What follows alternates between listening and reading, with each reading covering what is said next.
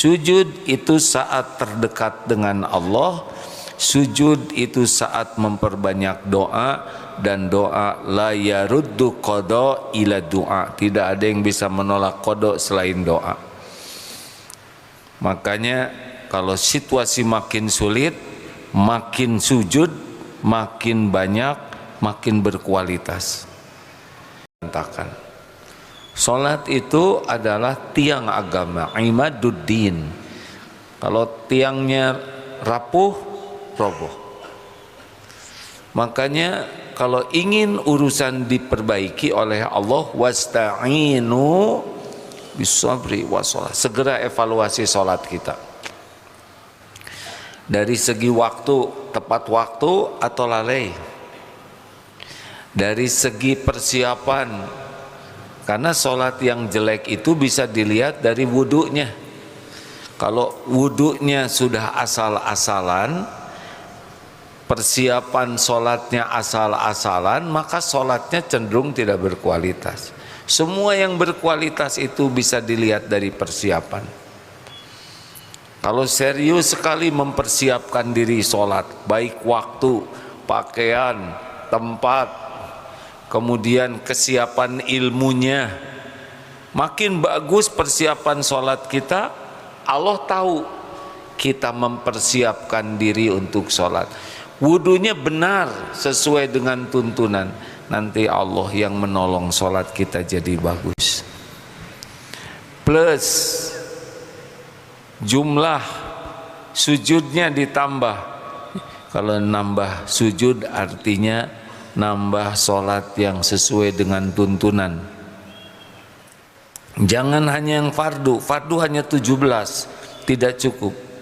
Jangan hanya yang fardu, tambah sholat rawatib, sunnah. Qobla subuh jangan pernah lepas. Qobla duhur kalau bisa 4 rakaat. Ba'da duhur 2 rakaat. Ba'da maghrib, ba'da isya jangan tinggalkan. Ini situasi sulit, tambah sujudnya. Karena mintalah tolong kepada Allah dengan memperbanyak sujud. Sujud itu saat terdekat dengan Allah. Sujud itu saat memperbanyak doa, dan doa la yaruddu qada ila doa. Tidak ada yang bisa menolak qada selain doa. Makanya kalau situasi makin sulit, makin sujud, makin banyak, makin berkualitas. Jangan dulu sibuk dengan ikhtiar lahir, tunggu dulu. Mau pergi kemana? Mau pergi kemana? Setiap tempat milik Allah. Mau menemui siapa? Setiap yang ditemui juga ciptaan Allah.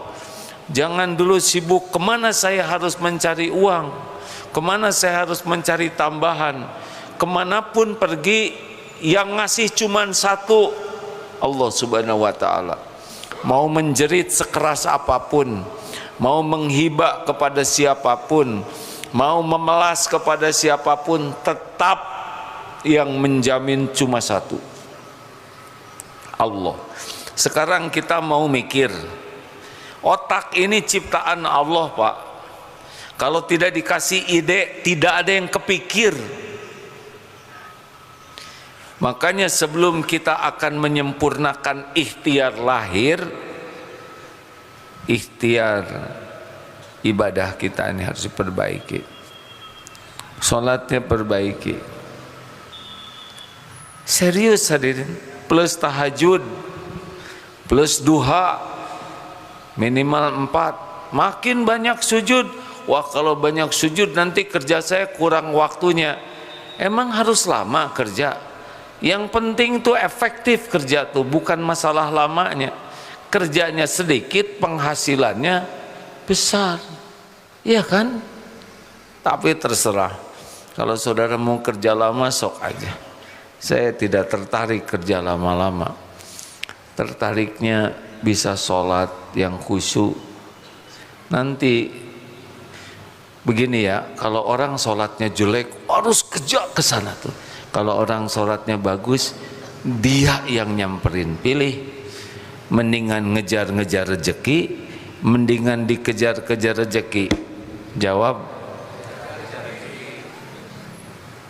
Tapi kalau mau ngejar-ngejar sok aja. Kalau saya ada janjinya dari Allah, wa may yatawakkal 'alallah fahuwa hasbuh. Benar kita akan kerja, tapi kerjanya dibimbing oleh Allah. Nah, rezeki nanti dibuat melayani kita. 3. Tadi SSC ada yang kelewat. Yang S keduanya apa? Sedekah. Makin sulit, makin banyak sedekah. Wah, habis dong. Mana qasat shadaqatun min mal. Tidak akan berkurang harta dengan sedekah. Alladzina yunfikuna fis sarra'i wad dharra. Ini ciri bertakwa. Orang-orang yang senang berinfak dalam lapang dan sempit. Artinya jangan jadi pelit kalau sedang tidak ada, tambah saja. Tapi aslinya seperti yang pernah diceritakan, orang-orang yang sedikit uangnya itu lebih dermawan, Pak. Ada tunanetra sahabat kami waktu Covid diberi 2 paket sembako, beras segala. Apa yang dikatakan oleh beliau? Ini untuk siapa?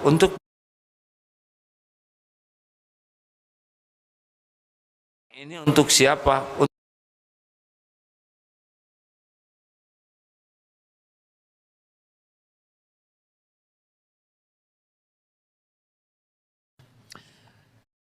Ini untuk siapa? Untuk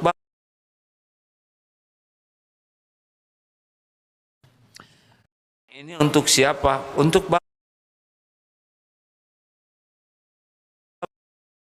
apa yang dikatakan oleh beliau? Ini untuk siapa? Untuk bapaknya. Roti 2. Ada yang minta dikasihin tidak? Kasihin. Papi makin kaya, punya mobil 2. Ada yang minta punya rumah 2. Buat saya ya, apa bedanya dengan roti? Beda hadirin yang roti 50 ribuan. Tapi kalau jumlahnya sama, punya 2, nah, harusnya begitu. Tapi aslinya makin kaya, makin lengket hatinya kalau kurang iman. Jadi sebetulnya tidak usah aneh kaum Ansor itu ketika datang muhajirin dari Mekah, mereka memberikan separuh hartanya karena keyakinannya sudah ajeg. Ayo sedekah, tidak ada harta pakai makanan, tidak ada makanan pakai apa fasilitas, pakai tenaga, pakai ilmu, pakai senyum, kata-kata baik. Pokoknya makin sulit makin berbagi, makin sulit makin berbagi. Saya lihat wajahnya tidak ada yang semangat begini hadirin. Atau mumpung baru teori sing cerah, habis ya. Gak bisa miskin orang sedekah tuh, gak bisa.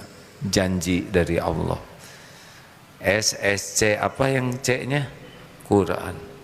Sudah kurangi, saya tidak mengatakan hentikan ya. Kurangi medsos yang sia-sia, apalagi maksiat. Buka mushaf, Quran saja. Allah lihat tidak kita membaca Quran? Lihat tidak? Allah tahu kita baca Quran? Allah tahu kita lihat medsos? Nah, mana yang Allah sukai? 1 huruf 10 kebaikan. Makin banyak kita baca Quran, makin disukai Allah. Cirinya apa? Makin banyak pahalanya. Percayalah hadirin, Al-Quran itu mukjizat. Allah berikan kepada Rasul sampai sekarang ada. Kita lekat dengan mukjizat yang diberikan Allah kepada Rasulullah. Nyata, siapapun yang akrab dengan Al-Quran, itu bagian dari solusi. Walaupun kita baru membacanya, belum paham, sudah dapat pahala. Apalagi paham, dapat hidayah. Apalagi mengamalkan, apalagi mendakwahkan. Kalau ikhlas, tolong. Pokoknya makin susah, makin lengket dengan Quran. Hadirin, berapa jam kita buka medsos? Orang Indonesia 4,5 jam sampai 5,5 jam sehari. 1 juz berapa jam? Tergantung, ya. Kalau baru daftar kursus, kalau sudah biasa membaca berapa menit Ustaz? Yang tartil enak 30, hafiz ya, enggak ya, beda-beda ya. Yang normal Ustaz, waktu Ustaz belum jadi hafiz aja ya, 40 lah ya, 40 menit. Saya baru membaca artikel tentang tidak ada bacaan yang paling hebat mempengaruhi akal, mental, fisik manusia selain Al-Quran.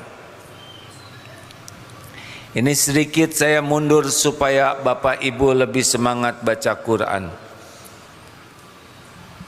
Jadi ayat pertama itu Iqra. Iqra bismi rabbikal ladzi khalaq.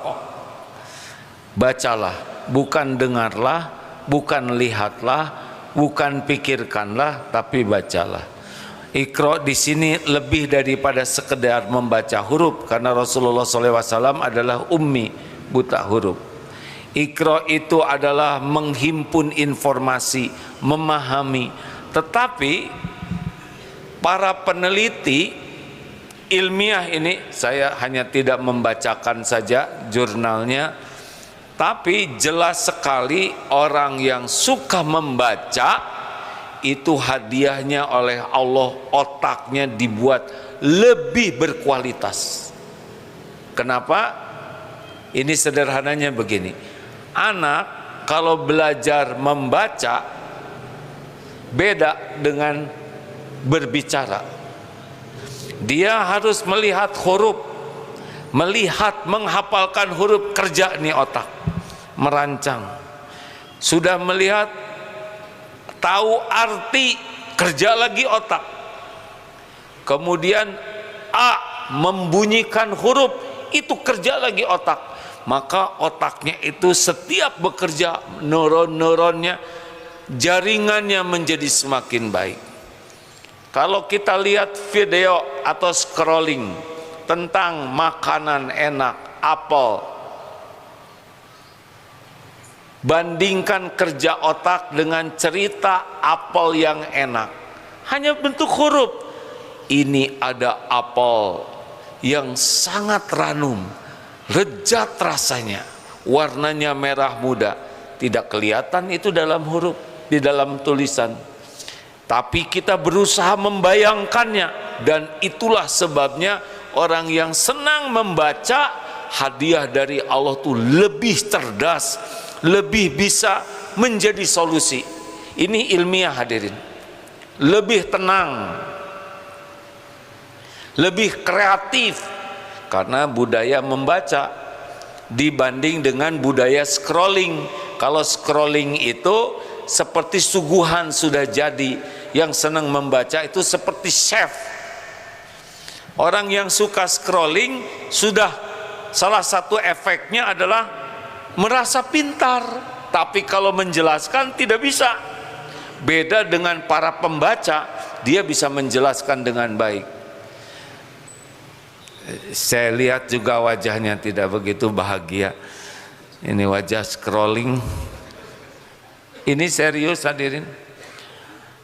Hebatnya Al-Quran itu tiap titik, tiap tanda baca ada dhammah, di bawah apa? Ada kasroh. Ini semua ada nun mati, ada titik 1, titik 2. Itu merangsang otak untuk terus menjadi aktif otaknya. belum lagi disuarakan. Bismillahirrahmanirrahim. Penelitian ini mengatakan, ini ilmiah hadirin ya, Allah Maha tahu, saya sudah membaca artikelnya. Itu getaran udara yang keluar dari mulut kita, itu merangsang otak kita jauh lebih tenang. Lebih, namanya ada gelombang otak yang membuat orang itu bisa tenang, bisa bahagia hanya dengan membaca Al-Quran. Karena terangsang otaknya, bentuk hurufnya, getaran udaranya. Makanya sunnahnya membaca Al-Quran itu bukan mingkem. Kalau kita Quran dilihat, ini bukan membaca Quran, ini melihat Quran. Benar? Ini serius hadirin. Kalau melihat Quran, kalau membaca Quran sebaiknya ada upaya bibir ini membacanya dengan benar. Dan itu sangat menenteramkan, mencerdaskan, membuat otak ini dengan izin Allah lebih kreatif mencari solusi. Jadi kepada yang merasa lemot, besar kemungkinan kurang serius membaca Al-Quran. Baca minimal berapa? Minimal one day one juz.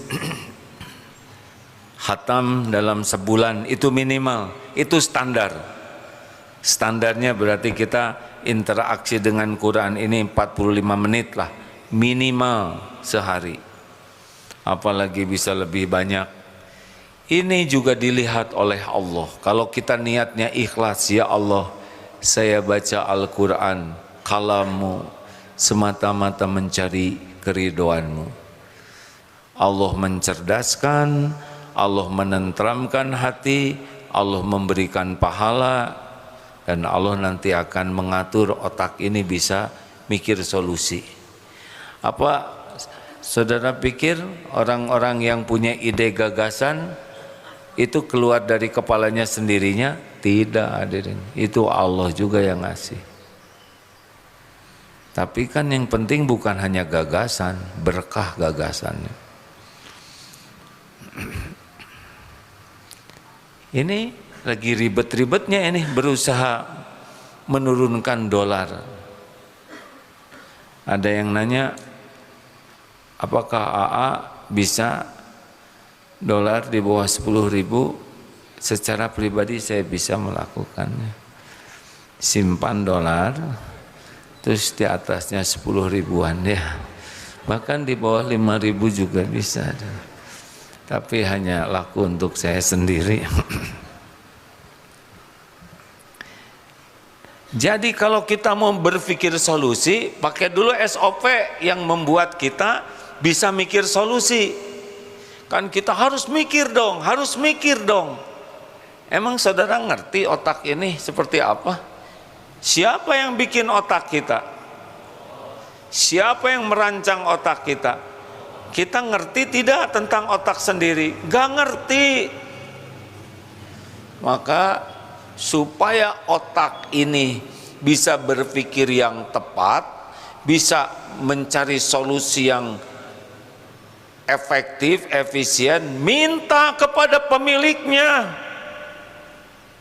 dengan cara ibadah yang benar, termasuk doa ya, kemudian berbuat kebaikan sebanyak mungkin, kullu ma'rufin shadaqah, setiap kebaikan itu sedekah, dan akrabkan diri dengan Al-Quran sebagai jalan takarub kepada Allah. Nah barulah yang keempat, ayo kita ikhtiar. Allah lihat kok, Allah tahu hati kita berprasangka baik ke Allah, benar nih tauhidnya.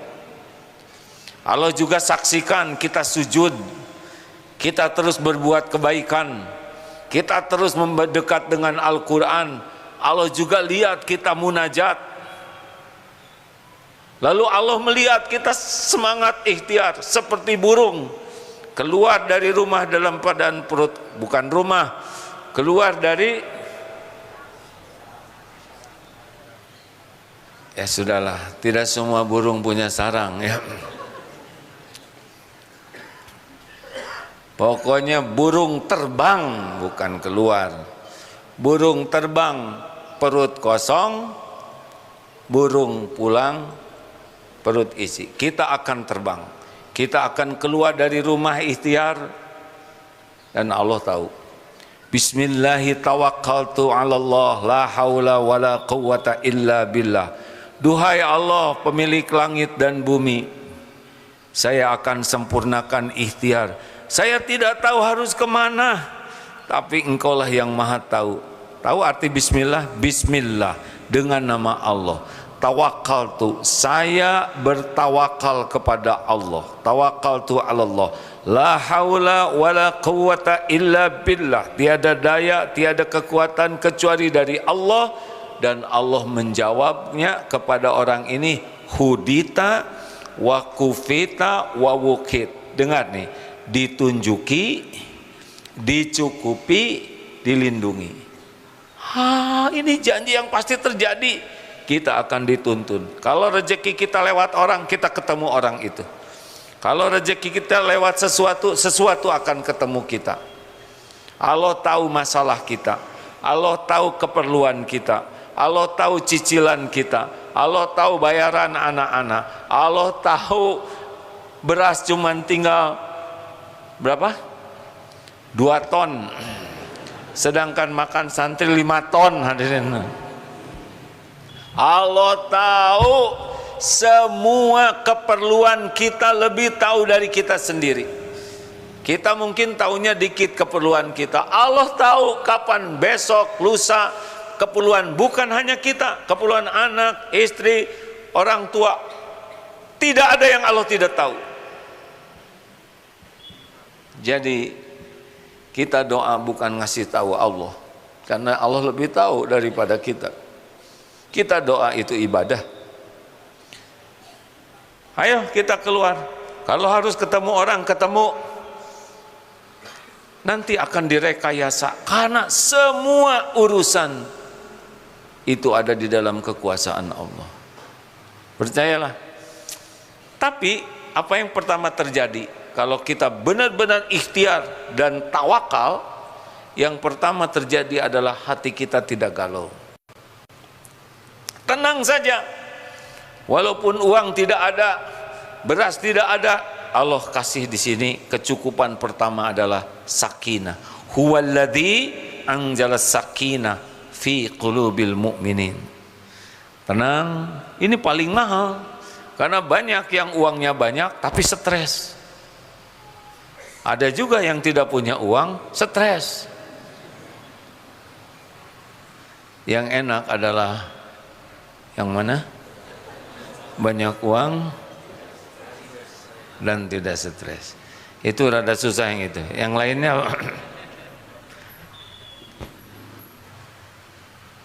pertolongan pertama dari Allah itu adalah hati dibuat tenang. Huwallazi anzalas sakinah. Dialah yang menurunkan sakinah di hati orang beriman. Tenang, tenang hidup ini. Allah udah tahu semuanya. Allah juga udah lihat kita sujud, kita tahajud, kita berusaha berbagi walaupun duit sedikit, kita berusaha nolong orang walaupun dalam kesusahan. Semua dilihat oleh Allah. Tidak ada satupun yang luput dari penglihatan Allah. Innallaha la yakhfa alaihi syai'un fil ardi wala fis sama. Tidak ada satupun yang tersembunyi bagi Allah, baik di bumi maupun di langit. Maka sempurnakanlah ikhtiar, tapi jangan pernah bersandar kepada ikhtiar, karena ikhtiar adalah ibadah. Saya sudah datang ke sini, saya sudah ke situ, kok tetap nggak ada. Malah yang kepikir saya jual sepeda. Sepeda itu emang rezeki dari Allah untuk dijual. Tapi itu kan hadiah dari AA. Saya kan bukan pemberi, Allah yang ngasih. Hanya saya kebagian banyak gaya aja. Aslinya rezeki dari Allah, disiapkan untuk apa? Untuk saat sulit dijual. Cirinya apa? Lapang hatinya ketika ngejual. Jual. Barang sudah habis, Allah tahu tidak? Tiba-tiba ada teman, udah pakai aja lah uang saya nih. Mudah bagi Allah, tapi saya belum tentu bisa bayar. Ya udah kalau gitu halal, beres dah. Tidak sulit bagi Allah untuk membuat orang terbuka hatinya, memberikan zakat malnya kepada kita. Jangan takut hadirin. Allah tuh menguasai setiap makhluk, menguasai setiap kejadian, menguasai setiap detik, setiap gerakan. Tidak ada yang lepas dari kekuasaan Allah Subhanahu wa taala. Masya Allah.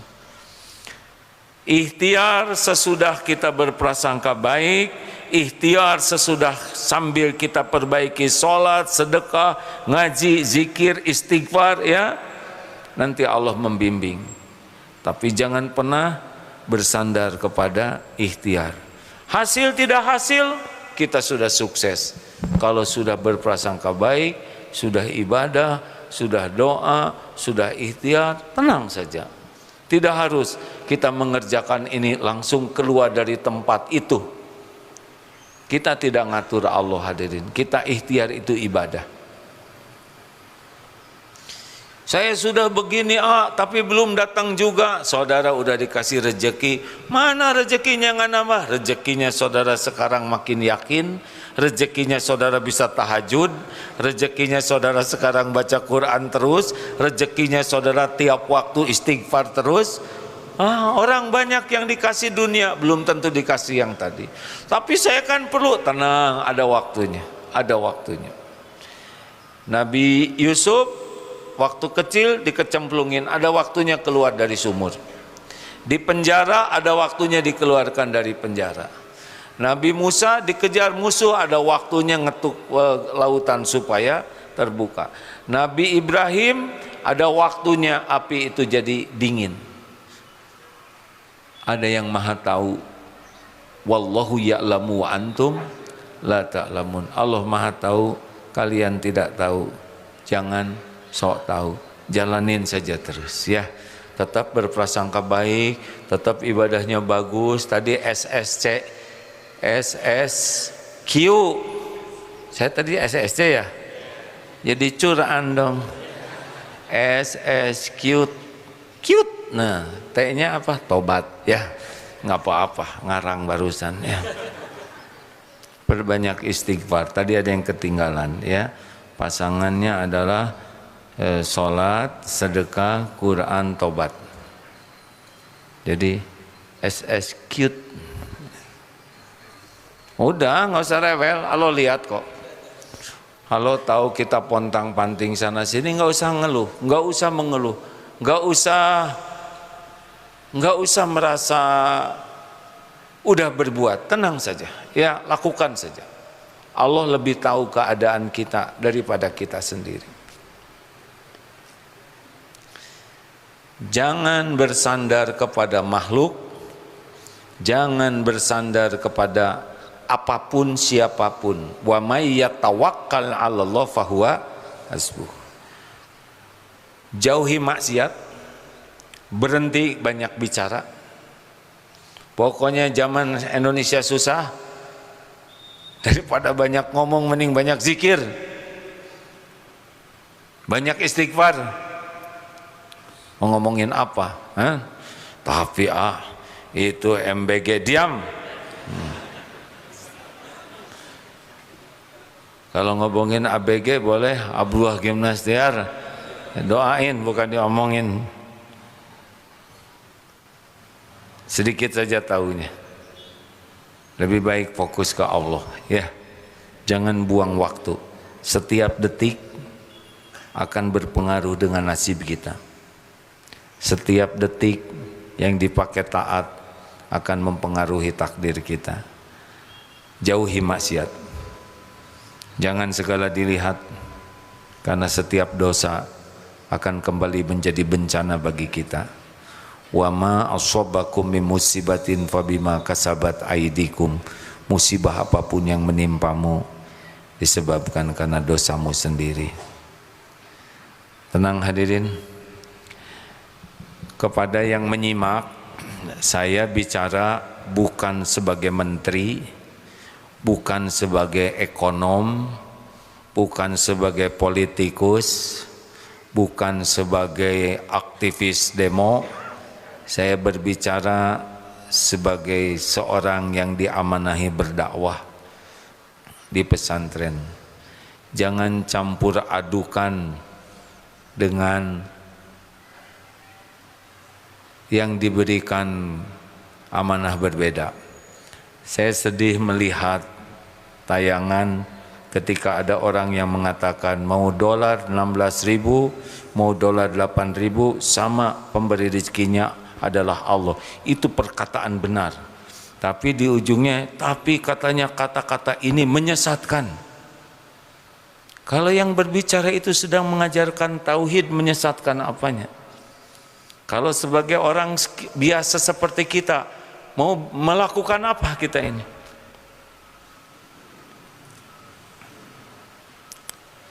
Mau melakukan apa? Justru kita harus melakukan yang tadi, supaya nanti kalau kita melakukan sesuatu dibimbing oleh Allah. Rakyat sekarang disuruh demo-demo gimana? Kan? Rakyat tidak juga bisa makan dengan demo. Apakah dengan demo yakin akan selesai? Tapi urusan yang mau demo mungkin itu couplingnya di sana. Cuma coupling saya adalah saat ini membantu jamaah khususnya umat Islam untuk lebih kembali ke Allah. Karena takwa lah yang jadi solusi. Wa may yattaqillaha yaj'al lahu makhrajan. Barang siapa yang bertakwa, baginya jalan keluar. Wa yarzuqhu min haitsu la yahtasib. Allah jamin ada rezeki yang tidak diduga-duga. Wa may yatawakkal 'alallah fahuwa hasbuh. Barang siapa yang hatinya bulat kepada Allah, Allah cukupi. Kalau sudah serius begini, kalau saya memang harus berbuat sesuatu, asal Allah yang nuntun, insya Allah jadi solusi. Mungkin tiba-tiba bicara dengan siapalah yang dan dengan izin Allah bisa menjadi solusi. Tapi kurang bagaimana ekonom di Indonesia. Kampus fakultas ekonomi sangat banyak, para pakar ekonomi sangat banyak, tapi bukan pakar yang bisa menyelesaikan ketakwaan dan ketawakalan. Terima kasih.